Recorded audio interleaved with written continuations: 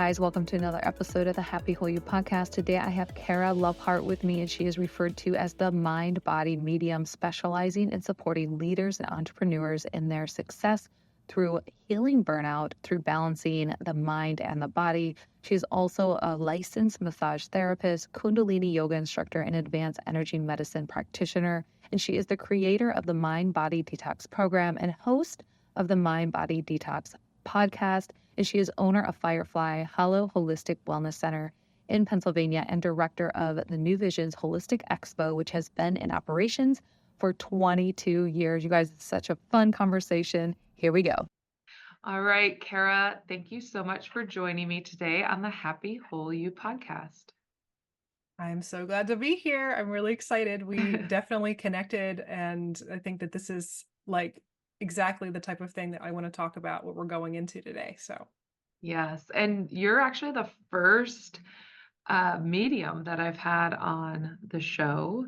And I love that you connect the mind and the body and the mediumship. And so this is going to be a little bit new for the listeners, but I know that they're here for it. And I am too. So I'm excited to have this conversation. yeah, and I said you guys before the recording here, I told her, I said there's no questions that I have aversion to. So like I feel like you're going to do a great job of just kind of diving in, because there's so many things usually people ask me when they first find out that I'm a medium.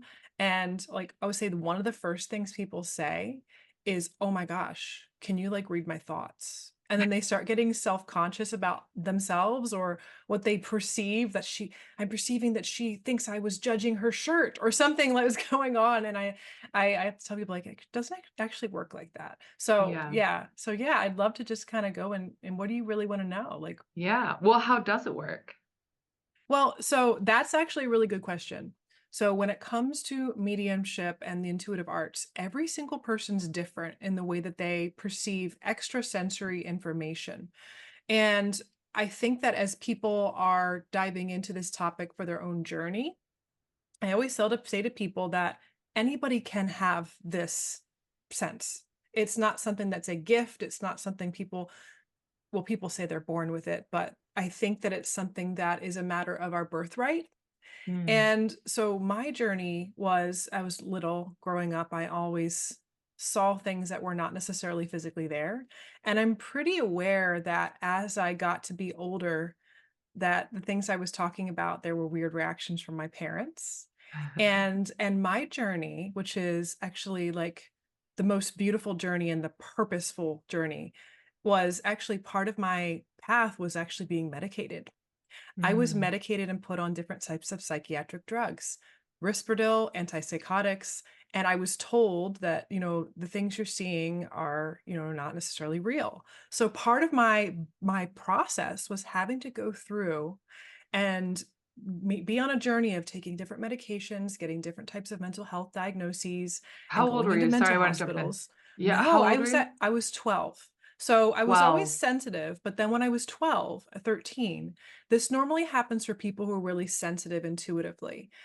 12 Mhm. or 13, 14, when they hit puberty, their Mhm. sensitivity goes through the roof because then you're adding in the mix of hormones. Mm. And so you're already sensitive to, a lot of times mediums are sensitive to, not just, lights, sounds, sometimes more physical senses, but they're also sensitive to food sometimes, not always, but especially people who might also be neurodivergent or neurospicy. They're like, similar in nature.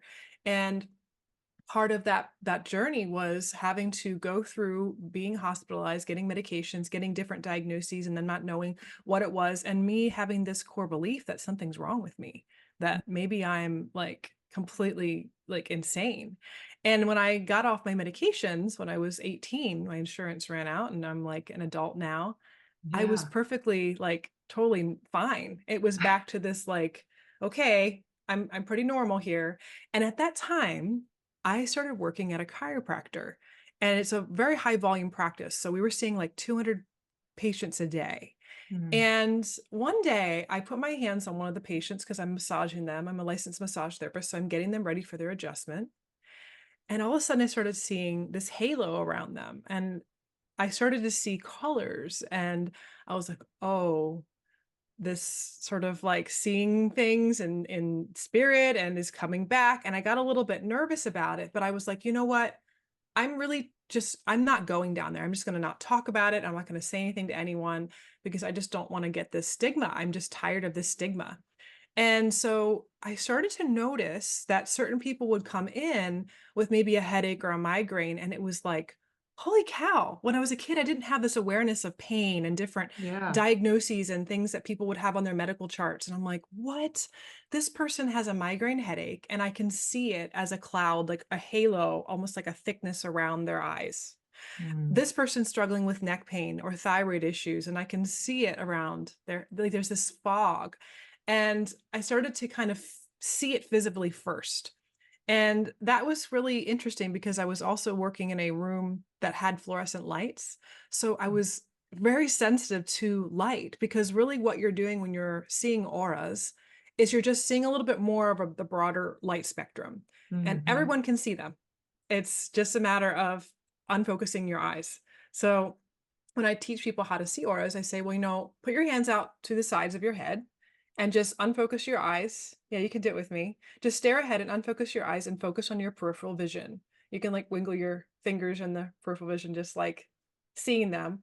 That's how you basically look with that type of gaze. That's how you look at someone Mm. around their head. And it helps if the light is dimmer and that they have either black or a white background. And what it looks like is heat coming off of a road on a hot day. It's wispy, it moves, it's not stationary. And you might just see it as like a misty haze, not a color. A lot of people don't Mhm. see colors right away. But as that developed, I was kind of secretly building this like dictionary of like what things might mean. And I worked Yeah. with very conservative chiropractors that were I'm an energy medicine practitioner, and they thought Reiki was the devil. And I was just like, you know what? I love them to death, but I'm going to just not even like tell them what I'm seeing or experiencing.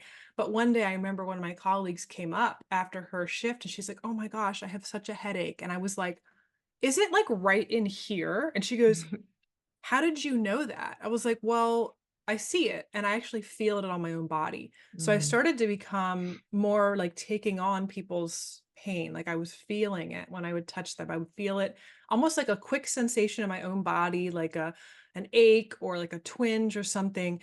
So I started to get this awareness that, oh my gosh, wait a minute. There's visual information that I'm getting that's non-physical, that's more beyond the light spectrum. And now there's like other information that my body is picking up. And I started to then go and find like local people that could help me. So there was a local metaphysical bookstore, and I was like, let me go in there and see if they have some crazy people like myself. So I went in there and I found some amazing mentors. I had a son at the time, and one of the things that was the big aha moment is this woman, she's my mentor. She is a psychic woman and she has two psychic children. And she did a little forum talk about what it's like raising psychic children. And I think that night when I listened to her talk, it really put together a lot of pieces of like, wow, this is, of course, my son is a lot like me. Wait a minute, this is how I was. And she's confirming her two sons are this way as she's raising them, because I still, part of me had this core belief, right? That I'm crazy, that I'm just Mhm. mentally ill, and that maybe I'm just going to go into this metaphysical bookstore where people also have this group hallucination that they're psychic. And it's okay. Maybe I'll just find my people. And I found it really interesting when her sons at the end of the event, they walked in and they're about my age. And I looked at them and I was like, holy cow, they both have purple auras. And Mm. wait a minute. And I started to recognize the people that tend to have more purple in their aura tend to be either very intellectual and academic, and they're very think oriented, but they're also highly intuitive, or they have the capacity to be. So again, I started to now connect the pieces of these colors I was seeing to personality traits and Mm. even different types of neuroses. It was fascinating because there's shapes, there's color, there's size of things. It's a really dynamic, moving system that Mhm. is just fascinating. So, of course, my journey didn't stop there. I wanted to learn more about this, and I thought, wow, I want to go become a chiropractor because if I can see what's going on and support this process, maybe I can also help in a physical capacity.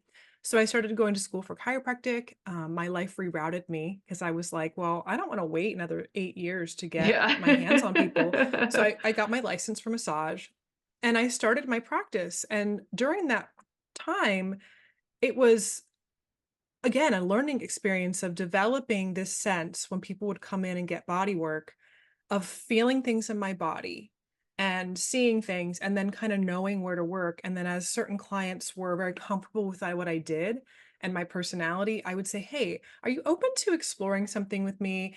And I would kind of share my weirdness with them and they'd be like, "Oh my God, that's so cool." And I'm like, "Wow, thank you." So I'm so grateful for those clients over the years because it was a process, as you know, Anna Maria, that Mhm. our mindset, our core beliefs, who we think we are, these patterns and beliefs that we're, ingrained with as children, like mine was something's wrong with me. And so I Yep. started little by little to like shift that reality and shift that perspective.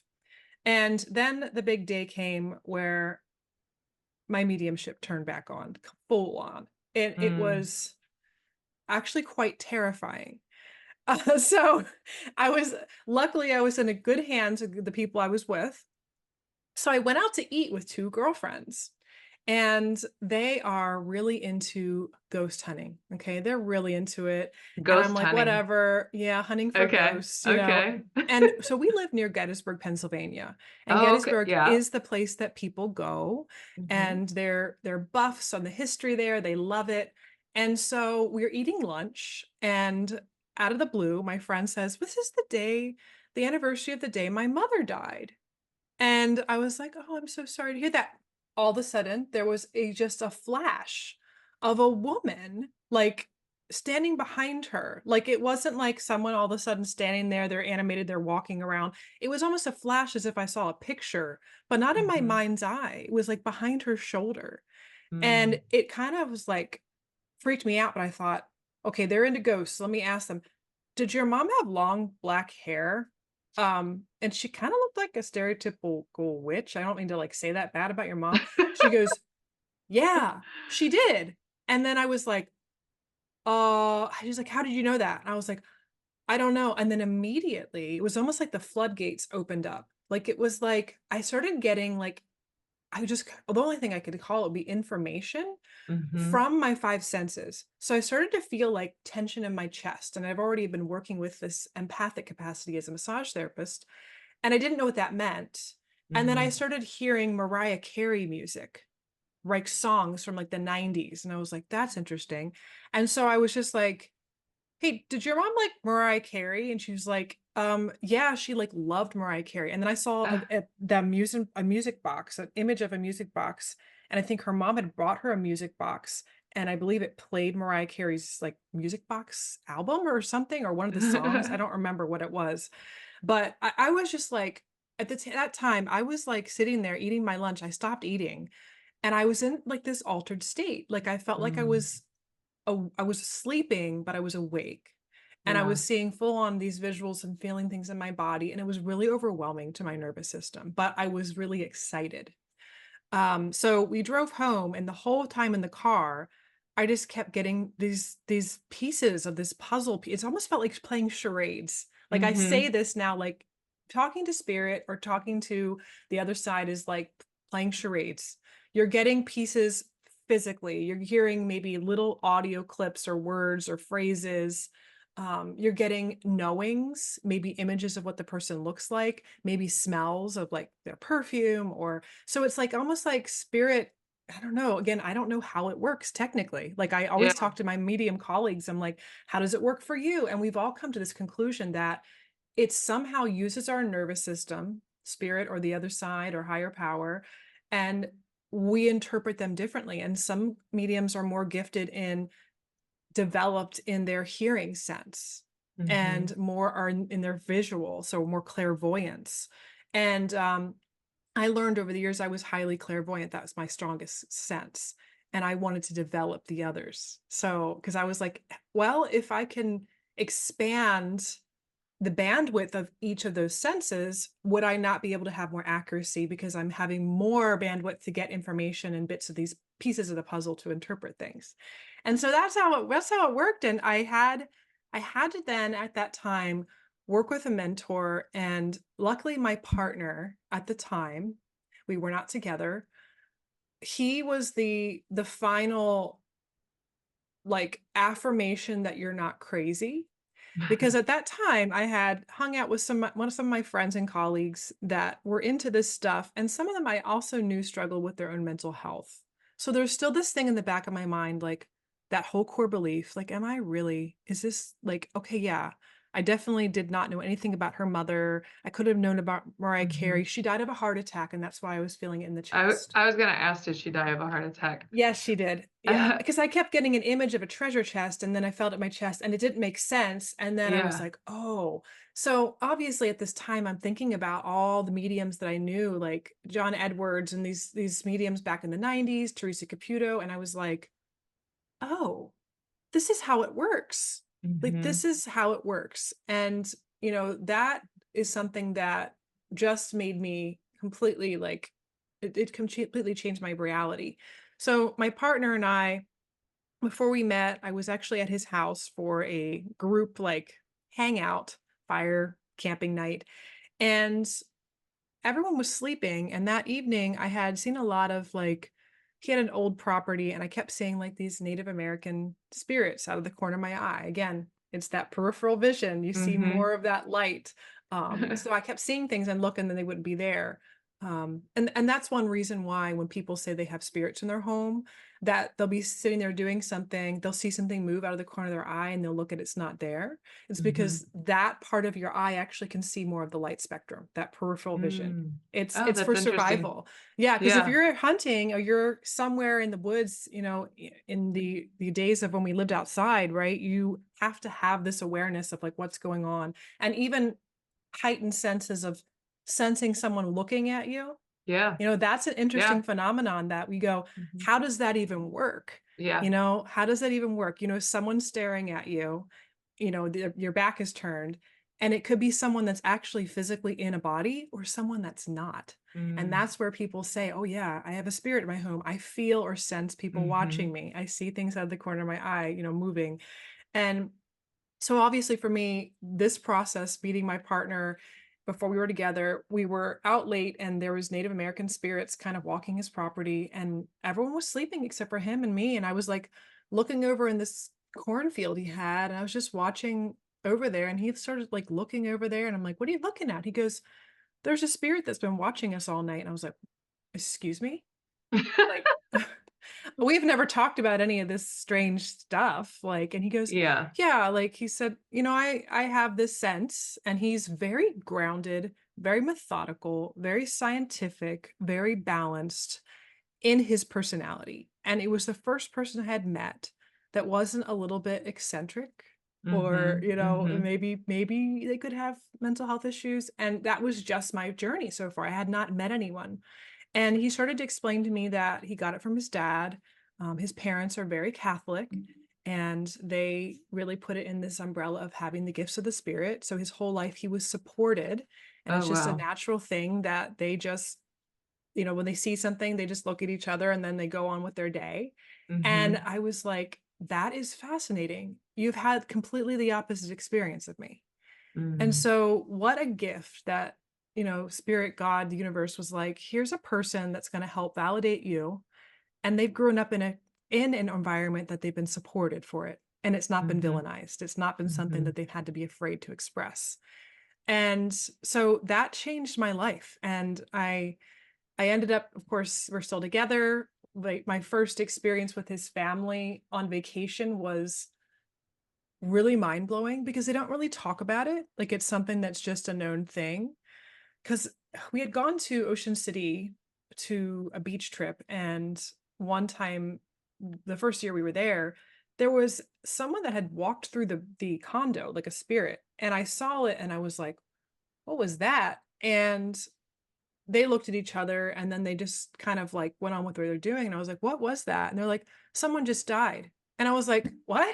Like, Oh my how do gosh. you know? Because I just feel like I'm this baby, like psychic. Like, can you teach me all the things? Like, I don't know how this works. Yeah. So we did have like within maybe 40 minutes, like an ambulance came to the condo and like 2 doors down, someone had passed. Like, I don't know if they had a heart attack. I didn't go into it. But at that time, I was really scared of my gift.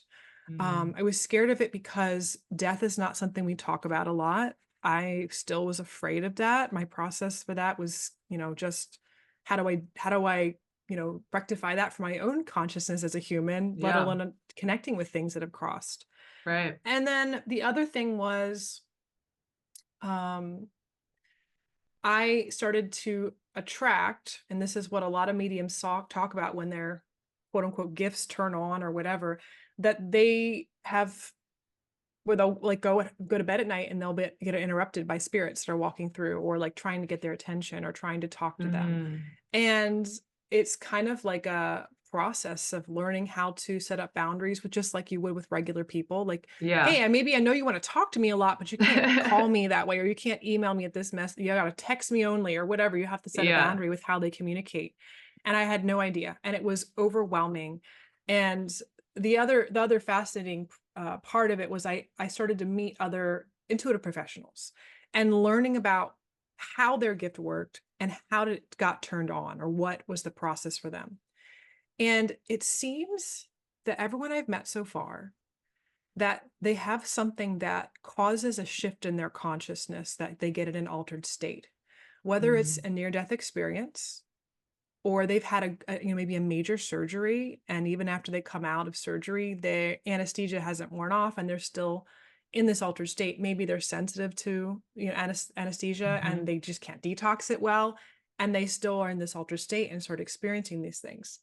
um it could be from a head injury, traumatic brain injury, and then that's the borderline of, is it actually, there's this fine line between psychosis that I've learned for people going Mhm. through the process, having spiritual experiences and actually having trauma happening, and it's not actually seeing spirits. And that's the Yeah. interesting thing, that on my journey, like I tell people, you can have an altered state of consciousness through getting really disciplined in a meditation practice, because that's what you're Mhm. doing. You're learning to downregulate your nervous system so you can get in that altered, more theta alpha brainwave state. Mhm. And you can do that through practice. You can do that with binaural beats, music. You can do it through Kundalini practice. People take plant medicine to get in these altered states. Like, there's a reason why people fast. There's a reason why Mhm. spiritual practices throughout all the ages have different ways that they quote unquote connect with spirit, whether it's through plant medicine or practices like long walking up mountains. It's, fasting. All these things put you in an altered state. And I was like, well, that's probably what's going on. And I think the clue to me was when I would do readings, or I would do body work and energy work together and kind of get in that space to see what's going on, I felt like I was dreaming, right? And then that there was one day, this was like 10 years ago now, that Teresa Caputo was on the Dr. Oz show. And they basically were mapping her brain waves. And they're like, we're going to map her brain waves to see what happens when she's getting information. And I was Yeah. like, okay. And I thought to myself, how are they going to do that over her hair? Like, that's my first, Yeah, yeah, like, 'cause she has yeah. this, like, she had this, the cap they put on. And all of a sudden they're like, wow, she gets in theta brainwaves when she's getting Like that. information. Yeah. And I was like, wow. So one of the other things with neurofeedback is an amazing modality for depression, trauma, like Mhm. even athletes use it for performance. But even nowadays, people can use neurofeedback to help them get into these spiritual states of consciousness. And so, like, of course, my journey from there to here was being ostracized, being labeled, having these core beliefs that something's wrong, these mental health labels, to holy crap, this is actually a real thing. How do I learn to Mhm. manage it? And Mhm. especially when my sensitivity was through the roof, like I couldn't go out to grocery stores or places where there are a lot of public people and things happening, because it was like being in a rock concert of information. Like, you go to a rock Mhm. concert, you're kind of tired and a little bit overstimulated after the loud noises, the lights. It was like that 24/7.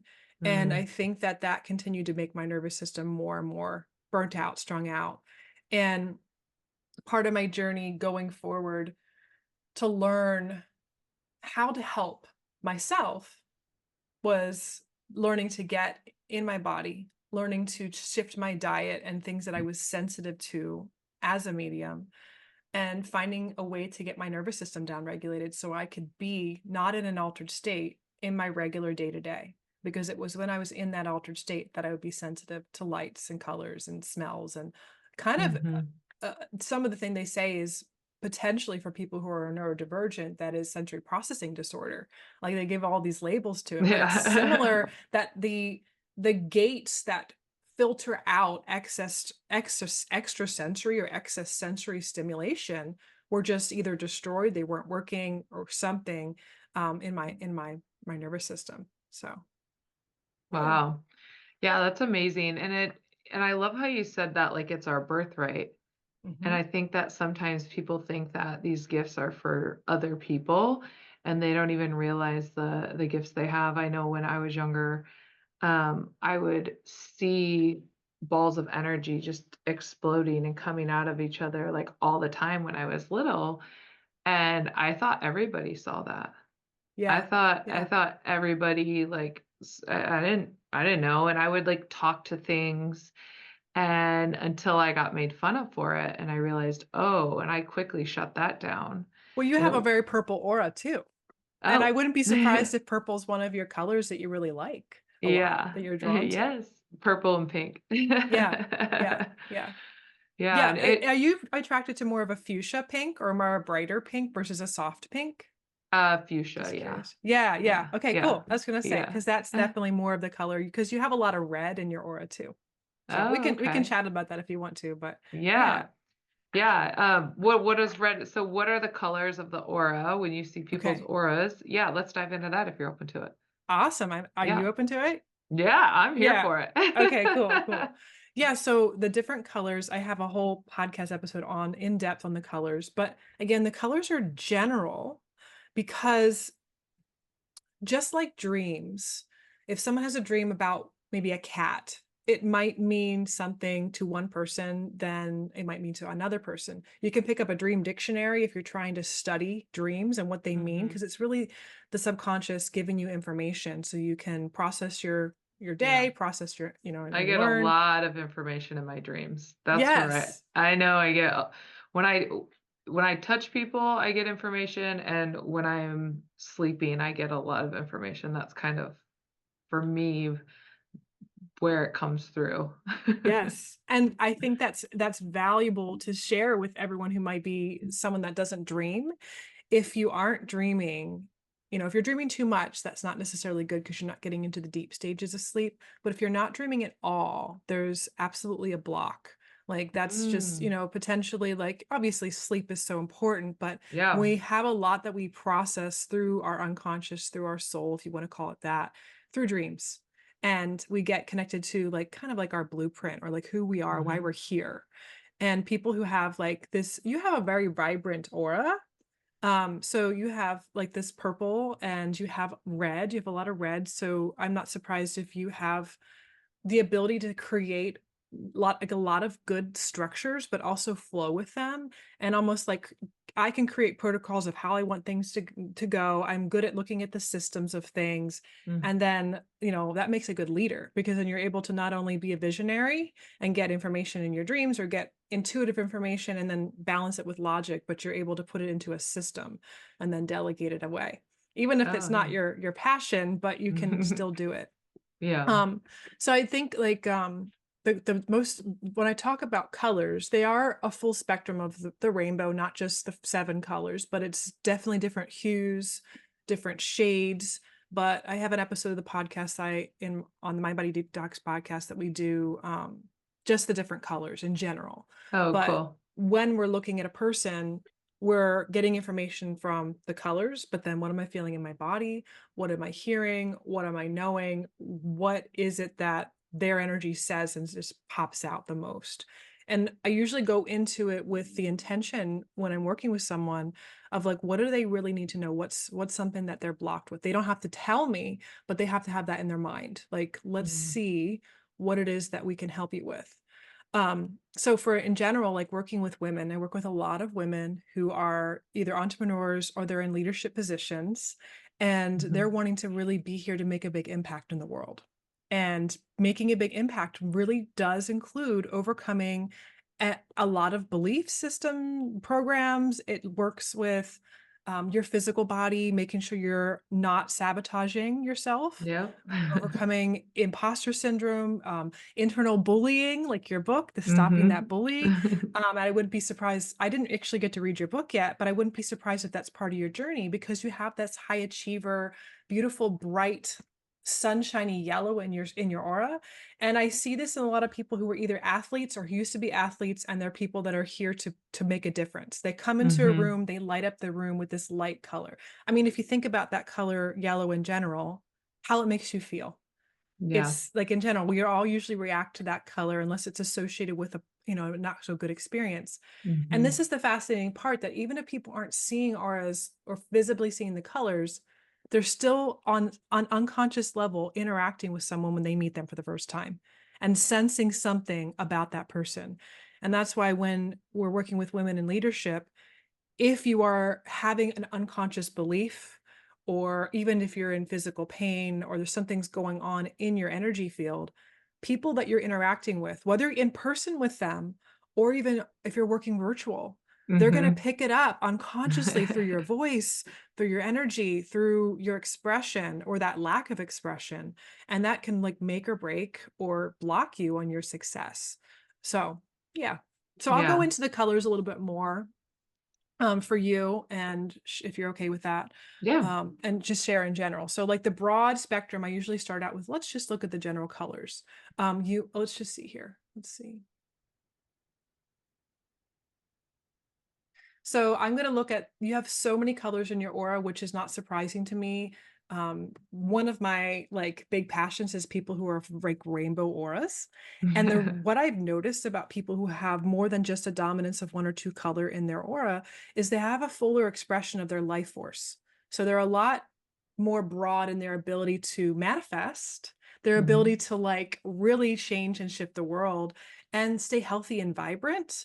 And I also know that not everybody has to be stuck or stationary in one or two colors dominance. Mm. So like for example, a common dominant color that I see in a lot of women in particular that are here to change the world is green and yellow. Both of those colors are tend to be dominant. And this green is this empathic sense, this personality type that wants to help everyone, wants to nurture and nourish the world. And this is the personality that if it's too overactive, it's not taking care of the self, over Oh. giving, over nurturing, and then the burnout happens. And sometimes that color goes hand in hand with this yellow color that represents this um, part of ourselves that wants to shine, that wants to give out and wants to push past um, through discipline. And like an athlete has to be disciplined, they have to push through, they have to have a strong willpower. And so when you have this woman personality type that has a lot of giving heart, love, energy, and then they burn out and they're like, well, I'm going to still push, let me push. That's that will center, that yellow that's like, we're going to continue to do that, and then we're going to continue to give, and then you have a perfect recipe for burnout. So Yeah. that's the two dominant colors that I tend to see in women that are looking to be, to make a big impact. And in order to up level, they can actually start to develop different personality traits, different self-care practices. And there's a lot of different modalities all over the world, even energy medicine, acupuncture. I mean, you could go on of what these tools are that can help you, um, that you can bring more of these personality traits and this energy online. So one color that's really cool to see you have is this fuchsia and this red, because it gives you a vibrancy and the ability to, even if you're almost like you do a lot, but you actually within the last 3 years have been grounding yourself with structures and routines a little bit more deeply and disciplining yourself to them, that you're not as like this place where you were maybe burned out 3 years ago. I don't know if that makes sense for you. Does Yeah. that, and that number 3 was just the number that came up. So Yeah. visually I'm seeing that 3. So that red color is like the first, let's say, the color that I want to bring online for entrepreneurs and women who are looking to really make a difference, because it relates to their ability to set boundaries with themselves or others, in a way that feels safe and they feel good doing it. It Yeah. also represents the ability to see that things happen over time and it may not happen all at once. And the ability to show up in a space that's consistent, because that consistency is really important. Like anyone Oh, that does yeah. any sort of anything in their business, or even especially social media, it's about consistency. So sometimes we get, as women, we can't always be super consistent because we cycle. We have our cycles and our energy Yep. levels goes up It's and true. down throughout the month. And we still have to find some way that we're being loving and kind to our nervous systems and our self-care and the things we need to do, but also maintaining a routine and a structure that supports us. Yes. So yeah. The other colors, I said yellow, I think that the 2 colors that are either coming online for you or just not as active at this time is the orange. Orange is really related to pleasure and leisure. So needing a little bit more of that in your life. It's almost like you want and you long for more pleasure and leisure in your life. Does that make sense for you? Like I want Yeah. to lean into like the sensual pleasures of eating things or just sitting on the beach or like enjoying the sunshine. Like I feel like you're someone that just loves the sunshine. Like I just want to Yeah. be in the sun and just hanging out, like listening to music. And like part of you feels like you're also geared towards play as a personality type. Like that's the person, like you're the person that if I want to have a fun time and go out, I want to bring her along with me. We're going to go dancing. Like that would be your friend type. Like I'm going to go Dr. Anna Marie. She's the person I want to go play with. And if you don't have that outlet or it's just a lot of extra responsibility, it can cause more burnout if you're not having that expression for your play and your pleasure, because Yeah. they can be one and the same, but they're a little bit different. And then the other color that feels like it's coming online for you, that relates to this podcast, actually, like you finding a voice in a bigger way because you have always had a voice, but you were not heard by the people that you wanted to be heard by. Does that make sense? Yeah. Yeah. And I think that it took a lot of you. It's so interesting because I did not read your book yet, but I'm getting it took a lot of you overcoming and walking the talk and doing your own work with that process of writing that book and overcoming your own bully, because there's like a perfectionist part of you that you had to overcome that would have not done a podcast years ago. It would Oh, have yeah. been more worried about that. So I effing love it that you're doing that. Like this is what I live for. I live for watching women who are like, doing your own thing, and you don't have to go to a medium to do this, right? There's so many different ways life gives you the breadcrumbs to Oh, yeah. follow, to find like the tools Yeah. you need at the exact right time to like up level your energy so you can be here to make a bigger impact. And then I think the bigger picture for you, you are redefining your connection with the source, like what that looks like, and you were like grabbing at it, like it's like you're reaching up like Yeah. through your crown of your head, like I want to pull it down and I want to get all the downloads, I want to get all of it. And you're only like, you're really on the right track, but I would ask the question to see if you're allowing the trust the timing a little bit more, because you want to do it yesterday. Does that make sense? Yeah. Because you have Yeah. strong faith in that higher power and trust in the universe, and you've seen so many things manifest in your life already.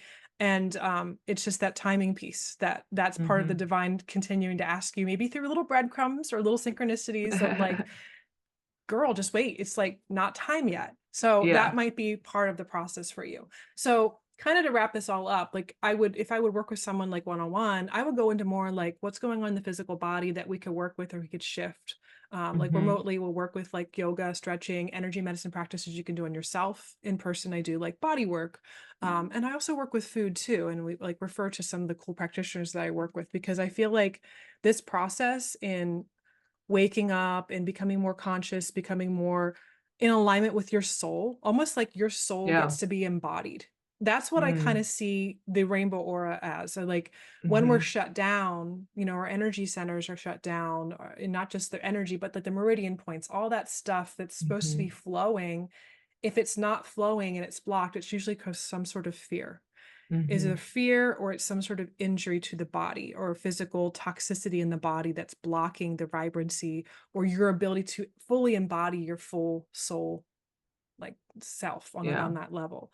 And like through that process, sometimes mediumship comes in. Sometimes people need to hear from a spirit guide or an angel or their loved one who's crossed, because if they're blocked in their energy through grief, and that Yeah. having an extraordinary experience like that is what they need to like let that go so they can do their mission here on earth or whatever. Mhm. Like that's where it goes. So, and when people come to see me, I'm like, well, I don't really know what's going to happen. Like I'm always fucking nervous as hell because I'm like, I don't know what's going to happen. I don't know how this works, but I'm pretty much, I'll tell you that every time I get information that I don't know how I would have known it, and it's supportive and helpful. But, Yeah. I tell people when they go see a medium or any intuitive professional, being open, having an intention, but being open to what maybe you need to hear, because Mhm. sometimes people are like, well, can you talk to my uncle? And I'm like, sure.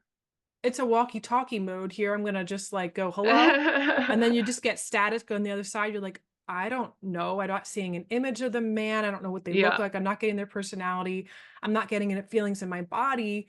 Maybe that's not the most powerful for you at this time to Mhm. experience that. Because I've had people who wanted to work with me that they come in the capacity that they find it really fascinating. They're just like, I just want to see what happens. And Mhm. so we may get like very little information from people who've crossed because it's not necessarily what they need the most. But then Yeah. we get a whole buttload of information about them and maybe their relationship with their child and like how that is, really forming who they are and the lessons they need to go through in their journey. So it kind of really works like that. So Yeah. yeah. So And I think, tell me how that was for you, because oh, you've never had it's that done. it's great. It's great. Yeah, I think I've had two really defining moments that um have impacted my, I love how you say that I'm like trying to pull it all in because I've totally been doing that. Once my grandfather passed in 2019, I started getting a lot more just seeing things and waking up and seeing things. And I would wake my husband up and be like, "Do you see that?" And he would be like, "What are you talking about?" Like, he's like, "You are crazy." And I'm like, "No, like, there is something between the moment that when I'm starting to wake that I already know I get so much stuff, and then, a couple days before my sister-in-law had passed, she had just had a baby, and she was in her early 30s, and she came to me. I literally woke up, I sat up, and the silhouette of her with red vibrating off of her was very peaceful. She walked towards me, and then she turned around and walked out of the room. And I remember I was like, "What am I supposed to do with that?" Right? Yeah. This is my sister-in-law, and she's in the hospital. Things aren't going well, and then 2 days later, she passes. Like, what do I do with that information? But the crazy thing is, like, when she passed, it was devastating, very sad, but at the same time, there was, like, this sense of peace that was like, "Huh."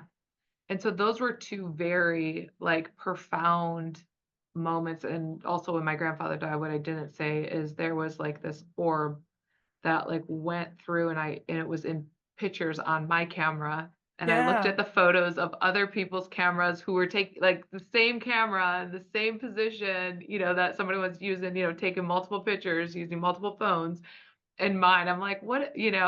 So it's been a process. So I have been trying to do this because when I work with clients and I hold their triple warmer meridian, I was starting to get these flashes, almost like a slideshow in my Yeah. mind of different images. And I'm like, okay. And I'm just like trying to breathe. And I'm like, what does this mean? And I Yes. wouldn't tell people because I was like, I don't like, what, I don't know. And then I started to say, like, one girl, like, there was a flash came through of her running around in her backyard with it was like a sheet above her head, just playing freely in her backyard. And then another lady, it was like, I don't know, it was some weird reptile that came up, and I'm like, "Okay, this may sound weird," and then she's like, "Oh, no, I was just, like, literally for Halloween looking for that. I was gonna be that for Halloween." Just like Yep. so Yep. so those things started to happen to me, and then, yeah, I've, like, want everything to happen yesterday, Yes. and that's been something I've been working really hard on, and I am trusting in the process, and I just giggle at source and the universe. I'm like, "Okay, I know we're working on it." It's like, "I know I'm a Yeah. little impatient." But You that's also know your gift too. Like your gift of Yeah. impatience can show up in the way that you initiate things. Like you're able to start projects with that energy because Oh, yeah. impatience can be used and transformed into a thing that's unskillful to let's use this as motivation to move and a momentum factor. But it's a Mm. gift. Yeah, thank you. I didn't think of it in that way, but Yeah. But yeah, no, everything you said was, like, so wonderful and spot on, and I can definitely relate to all of it. Well, isn't it So, thank fascinating to you. think about? You're welcome. Just the meridian system and like Oh, yeah. this so many of the pieces of the puzzle kind of just came in for me. And, what is truth? Truth is relative. It's different for everybody. There's different potential realities out there because people are in so many different headspaces of their consciousness, of what they believe to Mhm, be true. And mhm. so I think on this human journey, there isn't really any one truth that we need to say, this is the right way, because that's what Yes. causes so much war and so much separation. But I Mhm, think to myself, like, what about the truth of like the reality of energy? Like, what mhm. about that? Like, because if anyone could just kind of take off these normal ways we perceive the world, when you meet someone, whether they're Mhm, trustworthy or not. You sense it, you feel mhm, it. And so my passion is like, how can I help people get this turned on? Like, and know mm. that it's not something that's, unique and special. Because I think what has happened, and there's no ill sent to any amazing medium out there doing their work on this journey, because where they're at, what they've said, what they're doing is exactly where they need to be. But the ones that do say, well, this is a gift that I had from birth. It's a God-given gift. I've been given this. Now, one thing, it may be that part of their reality or their perception, or maybe that's what they believe or what they were Mhm. told for them, or how it's framed a lot of times, even with mediums that have, been in Hollywood and been on television, they do refer to it in that way.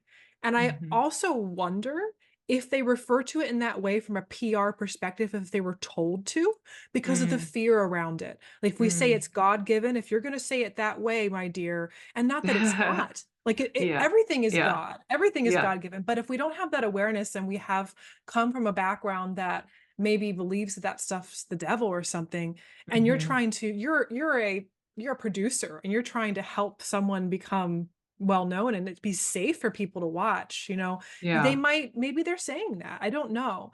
But I think when people do use that language, whether they're, on TV or they're on social media, it does create this disconnect and thinking, well, I don't know if I have that. And then what can happen with that Right. that I really stress for people to be aware of and discern is if you're ever in a dynamic with anyone, any type of practitioner, any type of person where there seems to be a power differential where they're acting or saying or implying that they know better than you, or Mm. that you Yeah. need to listen to them, or they want guru status, or I am so beyond because I am the highest level of spiritual involvement.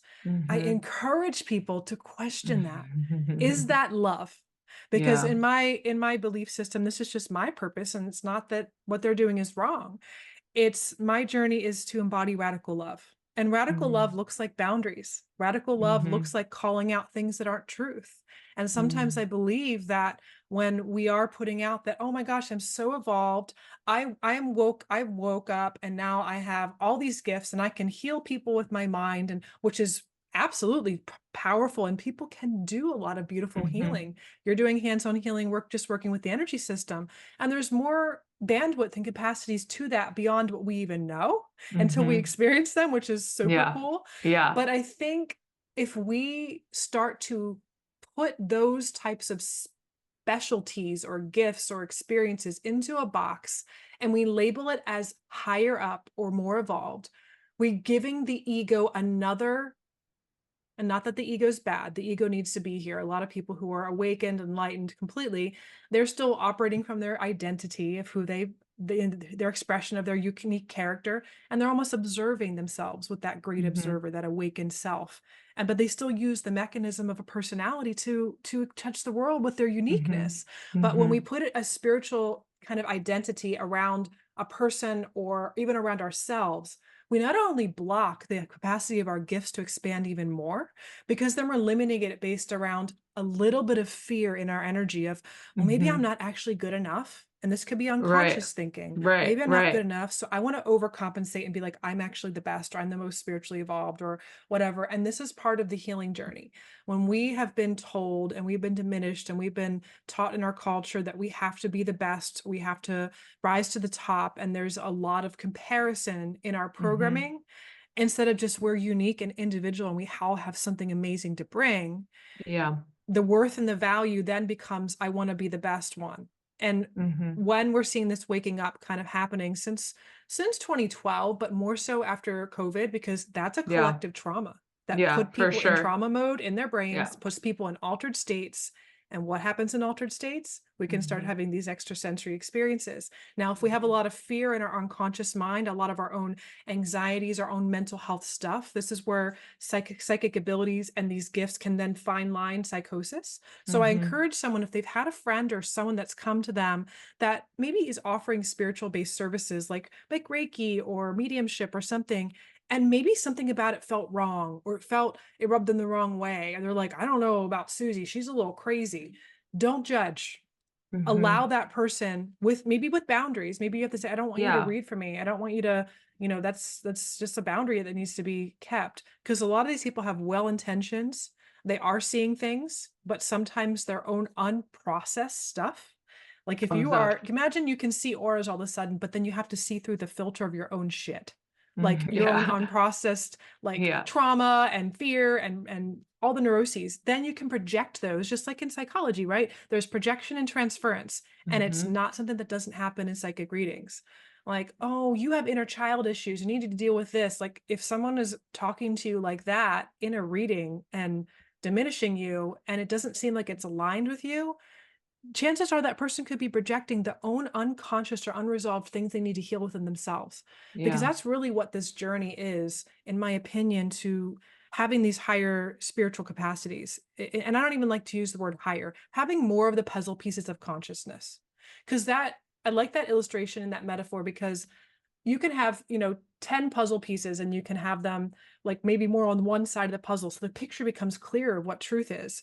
But then you can have still the same amount of 10 puzzle pieces and they're all scattered all over the puzzle, and you're still not making sense yet of what your life, your purpose, why you're here, right? And I Yeah. just like that, because we do often take and run this evolved spiritual awakening thing, and we then sometimes can create blocks in our own journey with Yeah. having to feel better than other people. And I think the reason why I say that and bring that up is I've had a lot of people in the last 15 years of doing this work that have unintentionally done harm with their services, or people who have had bad experiences. And they're just like, I don't know, that person just, they weren't kind, or they didn't seem to really know how to present this information. They weren't respectful with boundaries. Well, someone who's disassociated and they're in an altered state of consciousness through trauma or whatever, and maybe they are seeing spirits, if they're not in their body and they're not aware, they're not really even able to have boundaries with their physical form. So how are they going to be able to have boundaries psychologically with you? Yeah. So I Yeah. ask people to enter this with compassion about people who are maybe getting their gifts online, and that person that's your cousin, your sister, whoever they might think, oh, they're a little bit crazy. Maybe they are going through something. And maybe they are really spiritually gifted, but they're trying to learn how to ride their bike without training wheels, or they have training wheels. They're trying to figure it out. So I ask that not only for compassion for people who are on this journey, for that maybe make the spiritual profession not look professional, and especially like guruism and misuse of power and the straight up like weird things like cults, that kind of thing that we want to be mindful of. Because when someone has spiritual powers or things that we believe that are beyond what we have, we can give away our power to them and say they know Yeah. everything. Or let me come to them every week and ask them, what to do with my life. Yeah. And I think that's a really great point. So it's, when we do have, oh, they have so much power and they were born with this and they're so gifted. I think we can recognize gifts in other people, but again, going back to it's our birthright for all of us to utilize these gifts. And so when we remember that we all have these gifts, it allows us to work on our gifts more versus thinking, oh, that's for them, that's not for me. Yeah. Because it's my hope and dream that everyone would really listen to their soul and listen to what's coming into them. And we can get so caught up in this world that we do where there's such a disconnect. But I think part of our lesson here on earth is the remembering, and then also that not one practitioner, like you said, like there's no one practitioner that is it, that is for Mhm. everyone. And so that's why one of the reasons I love doing this podcast is because I get to meet so many different people and share you guys with our audience because you may be speaking to someone like, oh my gosh, I want to do a session with Kara, like this sounds so good, I want my aura read, like what is this? And then they get to go and explore with you, and then they may find somebody else as they're working on themselves and Mhm. developing. And so yeah, I think it's important that we need to remember we all have this gift and this ability, and that you know working with multiple people while you're developing yourself, I think that is like really cool. And it's an Mhm. opportunity that if you have, definitely take it. It takes a team, and you have a Hmm. team on, in the spirit team, you got your spirit team and you got your physical human team, and maybe even animals or other things, plants, Hmm. there's a lot of different helpers here. And I completely agree. We definitely Hmm. need to reach out and have that support. And as we move on from a teacher or a particular mentor, we grow. It's actually a good sign if you grow beyond. It's a sign of a good teacher and a good mentor, that you're like ready to Yes. move on to someone else now. Yes. So Yes. yeah. Absolutely. Absolutely. So if people are thinking, they're like, okay, so this is a birthright that I have. Do you have any simple things that they can start doing to like enhance their intuitive ability? Absolutely. So this is the simple answer. We want simple answers, right? The more complex answer is we have different sensitivity, more like natural gifts. So see, some people are more empathic, some people are more visual, some people are more auditory. So first, think about this. Are you really sensitive to noises or sounds? So if you're someone that's like, oh, baby's crying, or that noise, the music's too loud, if you get sensitive to noise, then maybe working on meditation with music or something that helps you get in that altered state through the sound or the audio, that might be your first kind of entry point to start then listening to your own inner monologue or anything that Mm, might come in that might be a voice. So yours was actually having to work with that, but also the bully voice that wasn't even your own mhm, voice. mhm, It's almost like you heard it from back here, like you might have mhm. heard it from behind you. So like Yeah. there's different orientations. Like if you're very audio sensitive or hearing sensitive, where are you sensing sounds coming from? Behind you, to the side, up to the right. Just being more aware of the physical sense of hearing and sound, and then moving into an altered state through sound, binaural beats, or something that can get you like sound meditation, singing Mm, bowls, going to something like that to get you in that altered state. And ask a question. All of this starts with asking a question, like some sort of question you want to know the answer to, and then getting in an altered state and then focusing on the sense that you're most strongest in. So hearing, visual, if you're someone that's very visually sensitive to things, to lights, to things aesthetically, you can tell when they're out, of alignment, and like that's just seems off. You are someone that would be better to focus on your mind's eye, like a guided meditation, being taken down a path and visually seeing it in your mind's eye. If you dream really clearly and vividly and you can see in your mind's eye, if I say, think of a pink elephant and picture it in your mind's eye, the more detailed you can see it, the more developed you are in the internal mm, sense of that clairvoyance. So when I meet people, I can see in their aura based on what the colors are, where they're more more developed sense is already, but you can tell, if you're self-aware of what's going on within you. Um, you can feel, if you're very empathic, you feel the emotions of people around you. You feel overwhelmed, or you get a lot of anxiety when you're around people, not just social anxiety, but just the energy of things start to overwhelm you. You're very emotional, pick up people's physical pain or emotional pain. Then feeling would be your heightened sense there. If Mhm. you're really sensitive to smells, you might be someone that would be just picking up things like this saying that we have is, something doesn't smell right about that person. Why do we Mm. say that? Like there's something there. We smell. I mean, it's, pheromones, the part of our animalistic nature that senses things through that. Like smelling someone's microbiome, you're getting this information hit physiologically, but there's something beyond the physical that would just want to be an extension of that sense of smell. And then taste too. So, see, hearing, sound, taste, and then knowing. That's a common one. People Mhm. either just get gut feelings about people. The most common sense that people have is the gut sense when you first meet someone, whether it's feeling good in your stomach or not, because we have the most nerve endings in that area of our body. Because our psychic senses are just an extension of our physical nervous system. So, think about your stomach, your gallbladder, your liver. There's so many organs being fed by the nervous system there. So there's just more activity for, you could say electrically in a way, for your nervous system to kind of plug in and feel like what's going on. Well, that doesn't feel good. Oh, my stomach's upset. That's a really easy one for people to relate to because we've all had butterflies or we've experienced that. But we can develop our nervous system physiologically. Like, I'm a Kundalini yoga instructor. I love Kundalini for enhancing our spiritual gifts and also down regulating our nervous system for stress and healing trauma. But you can get more activation in these senses. So the knowing is one that is not as common, but people who are very tapped into source, they will get a sense of knowing. And it's the hardest sense to validate for yourself. Because when you're Yeah. training yourself on, I'm going to go into an altered state, I'm going to meditate, I'm going to follow a visual guided meditation, and I'm going to focus on my internal vision screen of like what I see, and then maybe interpret what those pictures might mean with a dream dictionary or something, because they may not mean things literally. They may be a Mhm. interpretation of the symbol. And if you are like, well, you can then confirm for yourself. Well, I saw a picture of a cat and I think it means this. Like you said, you're seeing these things when you're touching your clients, right? It's an affirmation and a validation to you that you're getting information.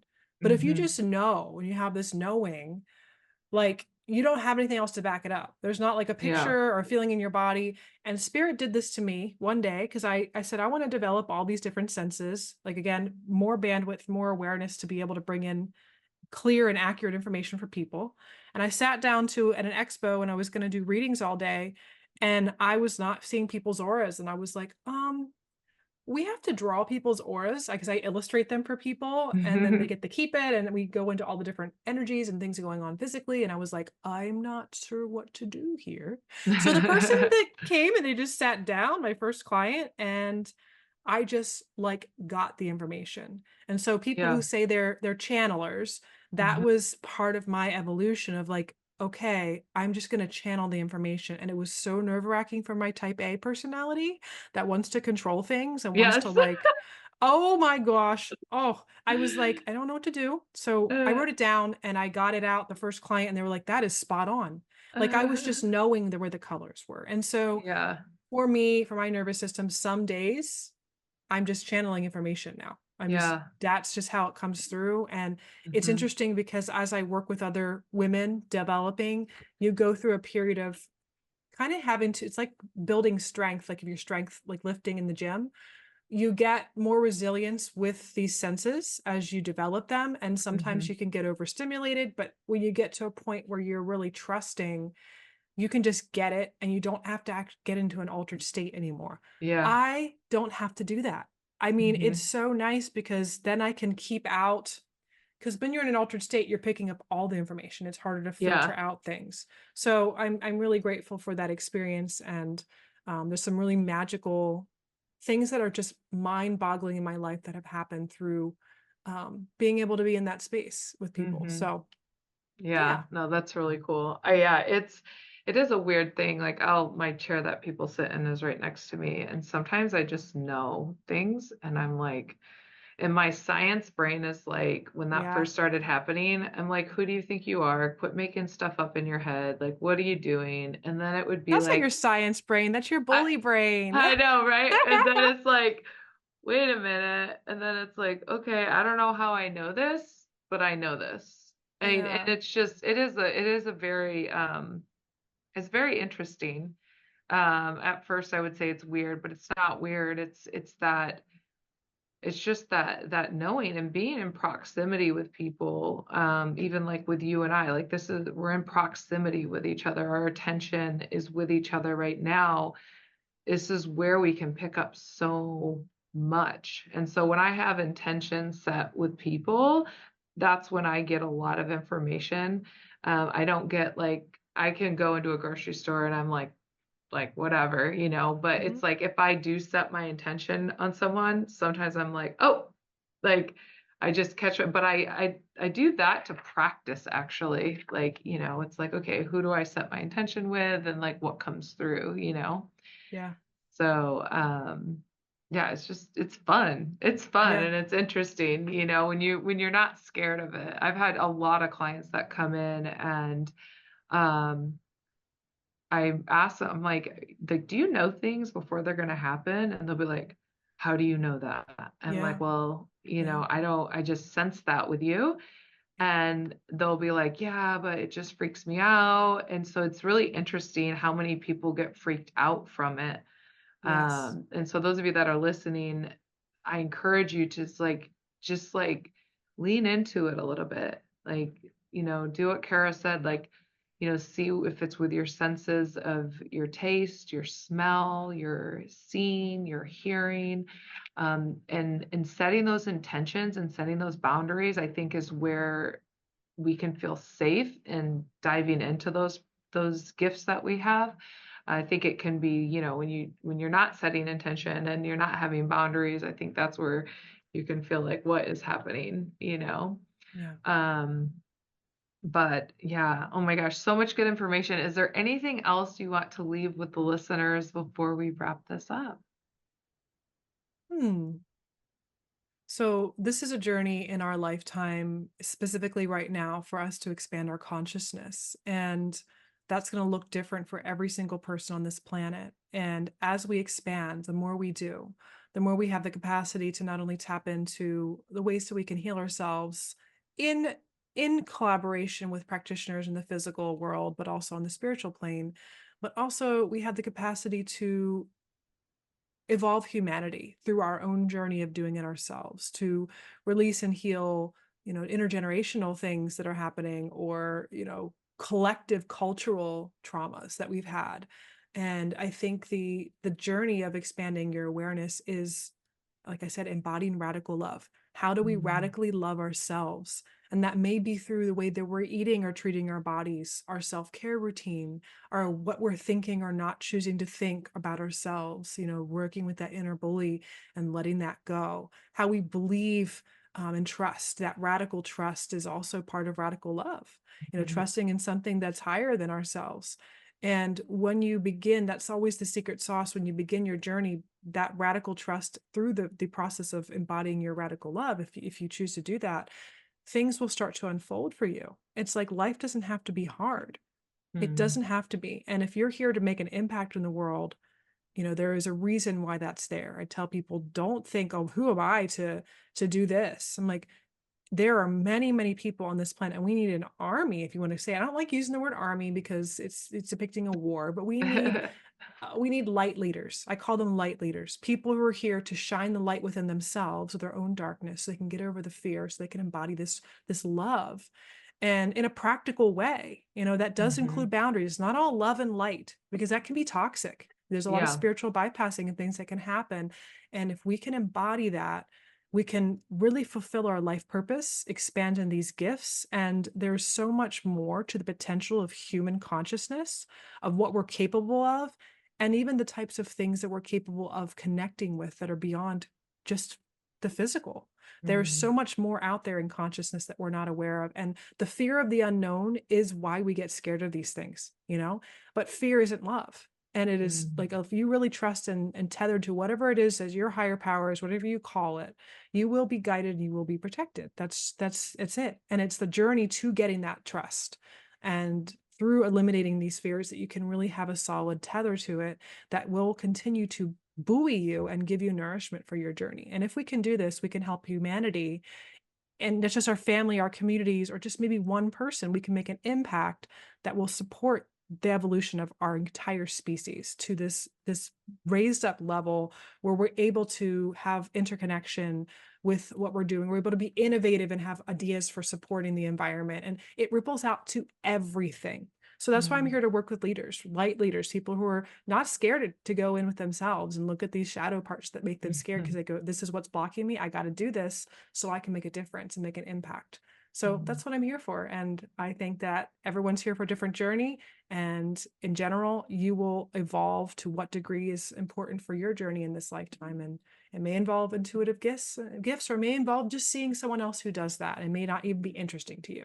So it's all good. It's all complete in alignment. So Yeah. Oh, I love that. Thank you so much. And can you share with our listeners where they can find you, where they can connect with you, and maybe where they could work with you? sure. So you can go to fireflyhollowwellness.com. That is my physical clinic here in York, Pennsylvania. You can contact our receptionist, and she's happy to set you up for a online or an in-person or a phone consultation. I do free consultations for people who want to just see if it's right to work with me. And that's really important, not only to align to see if we're a good fit on both ways, but I don't want to Both waste ends. anyone's both ends. I don't want to see, I Yeah. don't want to waste anyone's time. If it's not right or not in alignment, then, hey, let's not do that. But also, you can find out about the Mind Body Detox podcast. There are a lot of episodes I talk more in depth with this, but also interview other people as well, like you do on your show, that are working with how do we get ourselves better in alignment, mind, body, and spirit. Yeah. The other way you can connect with me is through Instagram. You can look up Kara Lovehart. That's KaraLovehart. Awesome. Yeah. So happy to have you on the show, Kara. Thank you so much for joining us, and we'll continue this conversation on another podcast. Awesome. Thank you.